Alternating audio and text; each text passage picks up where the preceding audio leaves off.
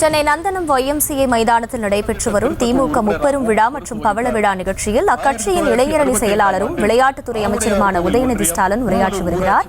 நேரலை காட்சிகளை பார்க்கலாம். 3 ஆண்டுகள் பொறுப்பு வகித்த இவர் பின்னர் ஆவுடையார் கோயில் ஒன்றிய குழு உறுப்பினராக பொறுப்பேற்றுள்ளார். அறந்தாங்கி கூட்டுறவு விற்பனை சங்கம், ஆவுடையார் கோவில் வட்ட வீட்டு வசதி சங்கங்களுடைய தலைவராகவும் பொறுப்பு வகித்துள்ளார்.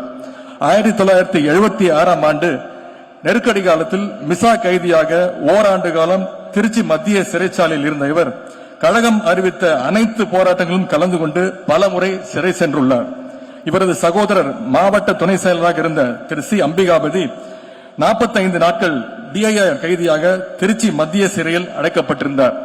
இவர் மிசா கைதியாக சிறையில் இருந்த நேரத்தில் முத்தமிழ் டாக்டர் கலைஞர் அவர்கள் இவரது இல்லத்திற்கு சென்று மதிய உணவு உட்கொண்டதை தனது வாழ்நாளில் கிடைத்த மிக பெரும் பெயராக கருதும் திரு சி ராமநாதன் அவர்களுக்கு ரா காவேரி என்ற மனைவியும் ஒரு மகனும் 3 மகள்களும் உள்ளனர்.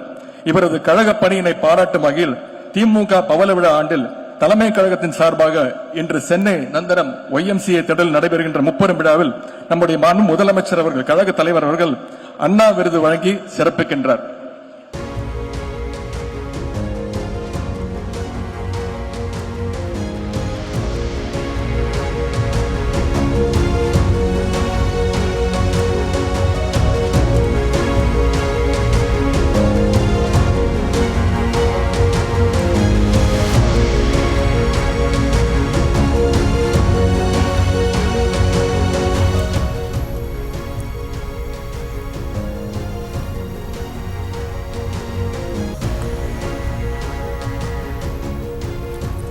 சென்னை நந்தனம் YMCA மைதானத்தில் நடைபெற்று வரும் திமுக முப்பெரும் விழா மற்றும் பவள விழா நிகழ்ச்சியில் அக்கட்சியின் இளைஞரணி செயலாளரும் விளையாட்டுத்துறை அமைச்சருமான உதயநிதி ஸ்டாலின் உரையாற்றினார். இந்த விழாவானது பிரம்மாண்டமாக நடைபெற்று வருகிறது.